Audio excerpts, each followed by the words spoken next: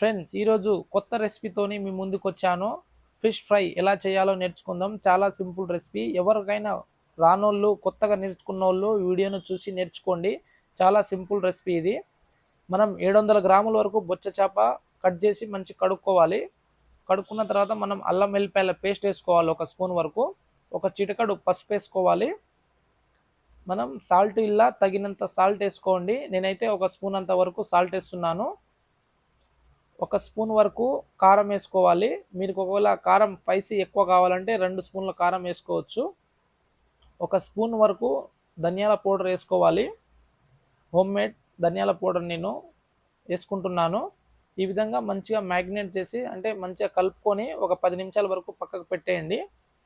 పక్కకు పెట్టేసిన తర్వాత ఒక కడాయి పెట్టి అలా ఆయిల్ వేసుకొని సగం హీట్ అయ్యే వరకు అలా కొంచెం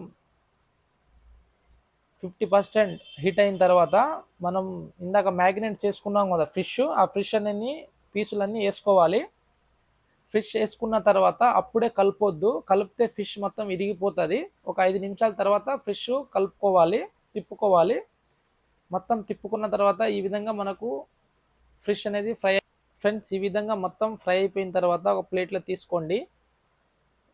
ఫ్రెండ్స్ మీకు ఈ వీడియో నచ్చితే లైక్ అండ్ షేర్ చేసి ఛానల్ని సబ్స్క్రైబ్ చేసుకోండి. ఫ్రెండ్స్ ఒకవేళ మీకు వేరే విధంగా కావాలంటే నేను గరం మసాలా కూడా పెడతాను మీకు కామెంట్ సెక్షన్లో.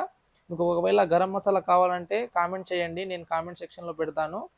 ఫ్రెండ్స్ పైనుంచి లైట్గా కరివేపాకు మిరపకాయలు ఫ్రై చేసుకొని వేసుకోండి. నాకు కరివేపాకు మిరపకాయలు అంటే ఇష్టం, అందుకే నేను వేసుకున్నాను. ఒకవేళ మీకు ఆ విధంగా కావాలంటే మీరు ఆయిల్లో ఫ్రై చేసుకొని వేసుకోండి. చాలా సింపుల్ రెసిపీ ఫ్రెండ్స్ ఇది. లైక్ అండ్ షేర్ చేసి ఛానల్ని సబ్స్క్రైబ్